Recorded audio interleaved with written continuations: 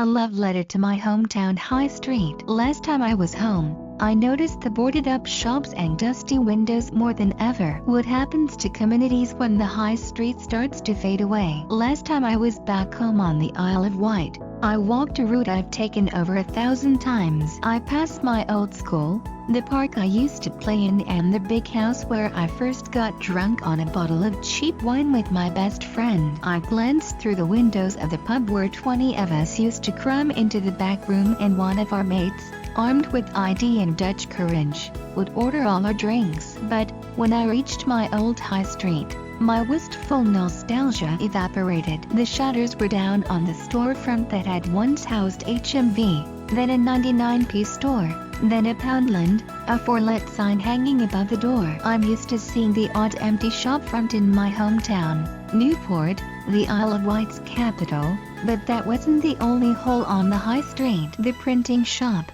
the opticians, a newish little cafe, 2 of the old charity shops, and even the sweet shop where I used to buy 50p's worth of boiled sweets, all whited out, shuttered or with empty, dusty windows. When I was 14, Saturdays meant going into town. My mates and I would drift around the high street for hours, trying on outfits we couldn't afford and talking about boys who couldn't pick us out in an identity parade. The shops and cafes a colorful backdrop to our small, teenage world. On the Isle of Wight, taking a solo trip to the mainland was a costly rite of passage, meaning the big towns over the water, with their gleaming shopping centers and fancy fast food joints, weren't accessible after school haunts. For us, the shops we didn't have became the subject of adolescent obsession, and the prospect of a new chain opening could make front-page news. The likes of Primark, Nando's and River Island were elusive and exotic. After Big Tisco was done up, and Gata Costa, we used to take 3 buses to go there for a day trip. We'd also queue for up to an hour to get into the largest Wetherspoons, which had a dance floor.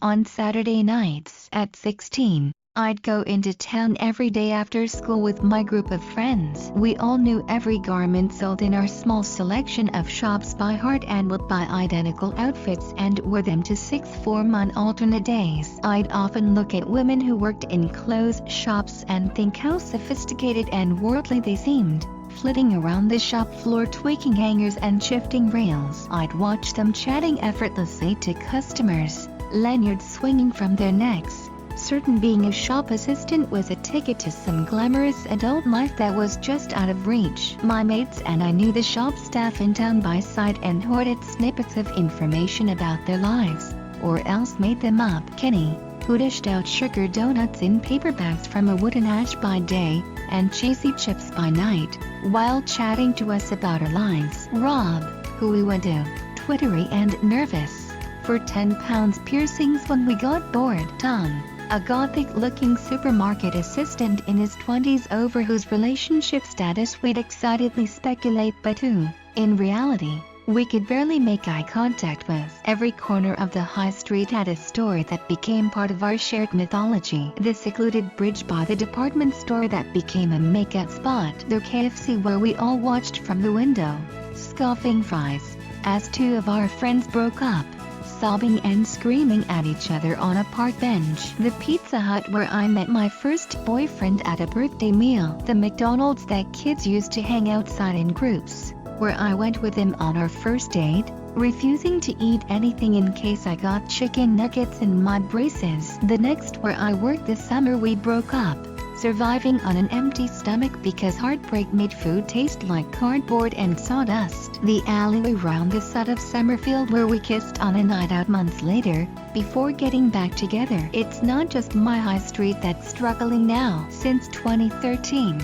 analysis by The Guardian suggests that English and Welsh town centres have lost 8% of their shops. In the first 9 months of 2018, 85,000 jobs disappeared from Britain's high streets. And, earlier this week, It was reported that 1 in 10 shops on British high streets is lying empty. Factors from internet shopping and out-of-town competitors to reduced consumerism and overambitious retail building in the 80s and 90s have been blamed for the changes to our town centers. When you live in a small town and have little disposable income, your local high street is more than just a real-life alternative to Amazon. It's an intrinsic part of your social life, as well as being a source of income for many. On the Isle of Wight, up to 30% of jobs are in retail, food service and accommodation. Earlier this year, it was predicted that 23,000 shops would close in the UK in 2019. I asked Steve Millington,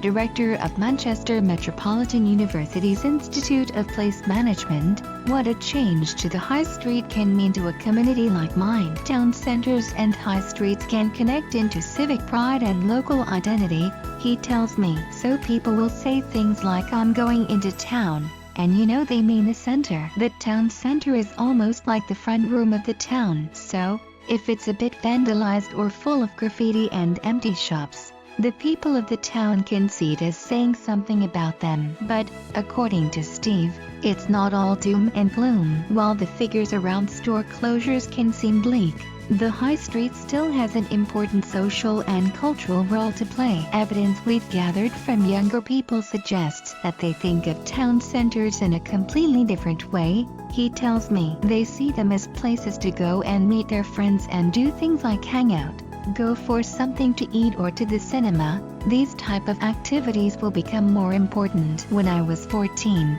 I did work experience at a bookshop in town. I brimmed with pride every time a customer asked me a question, mistaking me for a real shop assistant. Kids at school would talk about how hard it was to get a job in the most popular shops in town. You have to be really good looking to work there, they'd sigh conspiratorially. Landing a job in Topshop practically afforded you local celebrity status, and we viewed the teens who worked there with an envy that almost bordered on suspicion. My best friend did her placement round the corner from me at now defunct department store BHS, and we'd meet up in a nearby cafe at lunchtime, sneakily eating our own sandwiches to save cash. We'd sit in overly smart clothes, unwittingly marking ourselves out as teen imposters, acting like we're professional women taking on the world, discussing our new duties and temporary callings in resigned tones we'd previously only heard adults use. Months later, in a bid to get a Saturday job,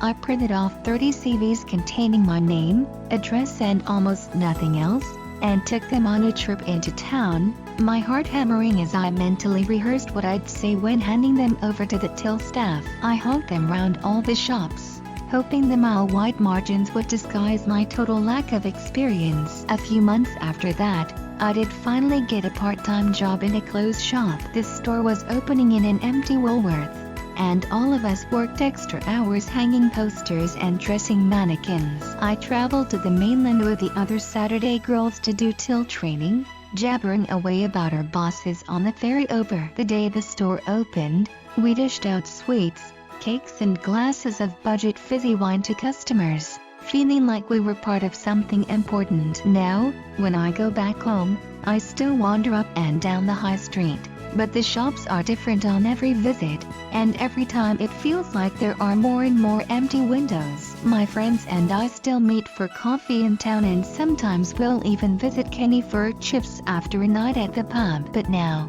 whether it's us or the town that's changed, something isn't quite as it was.